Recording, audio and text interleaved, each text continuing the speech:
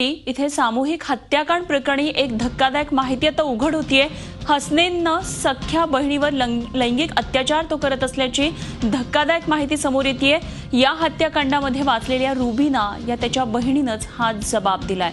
हसनैनची एक बहीण ही गतिमंद होती आणि तिच्यावर तो लैंगिक अत्याचार करत होता। 4 फेब्रुवारीला ही माहिती उघडकीला झाली आणि तेव्हापासून तो अस्वस्थ होता अशी माहिती कळतीये। ठाण्यामध्ये कासारवडवली इथे हे एक हत्याकांड घडलेलं होतं। एकाच कुटुंबातल्या 14 जणांची हत्या केली होती हसनैननं आणि त्याबाबत वेगवेगळे खुलासे समोर येतात। या हत्याकांडामध्ये हसनैनची एक बहीण वाचलेली होती आणि या तिचे जबाब नोंदणीचा जो काम चालू आहे त्यामधून अनेक महत्त्वाचे खुलासे पुढे येतात। त्यामधून एक महत्त्वाची माहिती पुढे येते। हसनैननं त्याच्या सख्या बहिणीवर तो लैंगिक अत्याचार करत असल्याची धक्कादायक माहिती कळतेय। या हत्याकांडामध्ये जी रुबीना नावाची त्याची जी बहीण वाचलेली होती तिनं हा जबाब दिलेला आहे। हसनैनची जी एक बहीण गतिमंद होती तो तिच्यावर लैंगिक अत्याचार करत होता आणि 4 फेब्रुवारीला या लैंगिक अत्याचाराची माहिती उघड झाली तेव्हापासून हसनैन अस्वस्थ होता। आणि या संदर्भात आणखी सविस्तर माहिती जाणून घेऊया। आमचे प्रतिनिधी कपिल राऊत सध्या ठाण्यामधून आपल्या बरोबर आहेत। कपिल, काय नेमकी माहिती मिळते या संदर्भातली आणखी? अनुभव नक्कीच खूप महत्त्वाची माहिती आहे, कारण की सर्वांचं लक्ष वरेकर फॅमिलीकडे लागलं होतं की वरेकर फॅमिलीमध्ये जो हत्याकांड झाला याचं नक्की कारण काय आहे। तर एक सूत्रानुसार अशी माहिती समोर येत आहे का काही दिवसापूर्वी म्हणजे 5 फेब्रुवारीला जी बहीण आता वाचलेली आहे, जी एकच आई विटनेस आहे, तिची एक छोटी बहीण आहे, ती थोडीशी मतिमंद होती। थोडी त्या बहिणीने सांगितलं होतं का जो हुसेन आहे हा माझ्याबरोबर गंदी बात करायचा असं एक सांगितलं होतं, म्हणजे एक लैंगिक शोषण करायचा असा खुलासा केला होता।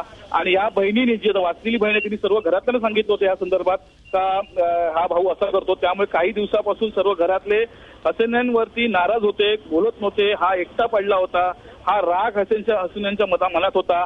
हे एक मुख्य कारण समोर येते। त्याचबरोबर 68 लाखाचं कर्ज याच्यावर झालं होतं, तोही एक मुद्दा समोर येतोय। आणि सर्वात महत्त्वाचं म्हणजे सुबियाने आपल्या स्टेटमेंटमध्ये सांगितलेलं आहे का जेव्हा दावत होती, जेव्हा जेवण झालं त्याच्यानंतर आम्हाला काही कोल्ड्रिंक पाजण्यात आले आणि त्या कोल्ड्रिंकमध्ये काहीतरी नशिली पदार्थ असणार, कारण की कोल्ड्रिंक पिल्या सर्वजण गाढ झोपले होते आणि जिथे पाहिजे तिथे झोपले होते। ज्याप्रमाणे हे खूप ही एक वेगळी घटना होती, त्यामुळे कोल्ड्रिंकमध्ये काहीतरी नशिली पदार्थ टाकले असतील हुसनैननी आणि त्यामुळे गाढ झोपी गेले होते सर्व परिवारवाले आणि त्याचा फायदा घेत हुसनैननी ह्या सर्वांची हत्या केलेली आहे। असे 3 मोठे खुलासे आपल्या हाती आलेले आहेत। अगदी कपिल, पण हे जे महत्त्वाची कारणं आहेत हीच कारणं आहेत या हत्याकांडामागे? पोलिसांनी याबाबत काय नेमकं स्पष्ट सांगितलेलं आहे? अनुपमा, आताच काही थोड्या वेळातच 4-4:30 वाजता ज्या दरम्यान पोलीस या संदर्भात प्रेस कॉन्फरन्स घेणार आहे। पण सूत्रानुसार जी मीडियाच्या हाती ही बातमी लागलेली आहे का हे मुख्य कारण समोर येतंय का जी बहीण होती जी मतिमंद तिच्यावर लैंगिक अत्याचार करायचा आणि ही गोष्ट घरातल्यांना कळली होती आणि त्यामुळे घरातले काही दिवसापासून याच्यावर नाराज होते। हा एकटा पडला होता, हा राग म्हणत असणार किंवा ही निराशा म्हणत असणार। त्याचबरोबर 68 लाखाचं याच्यावर कर्ज झालं होतं। हे एक महत्त्वाचे कारण समोर येते। आणि सर्वात महत्त्वाचा खुलासा सुबियाने केलेला आहे की काही नशेली पदार्थ त्यांच्या जेवणात किंवा कोल्ड्रिंकमध्ये टाकण्यात आले होते, ज्यामुळे सर्व बेशुद्ध होतील किंवा मग झोपेत गेले होते आणि त्याचा फायदा घेत हुसनैननी हे असं हत्याकांड केलं होतं।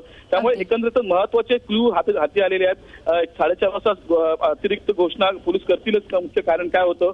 अजूनही काही केमिकल रिपोर्ट्स येणे बाकी आहे, सायकेट्रिक होता का हुसनैन ह्याचीही तपासणी करणं बाकी आहे। पण सध्या तरी ही महत्त्वाची कारणं समोर आली आहेत। अनुपमा, ठीक आहे कपिल, धन्यवाद दिलेल्या माहितीबद्दल। आणि ह्या प्रेस कॉन्फरन्समध्ये आणखी काय खुलासे होत आहेत आणि पोलीस काय नेमकी याबाबत माहिती देतात अपडेट्स आपल्याकडून जाणून घेत राहू। धन्यवाद तुर्तास दिलेल्या सगळ्या सविस्तर माहितीविषयी कपिल। झी 24 तास रहा एक पाऊल पुढे।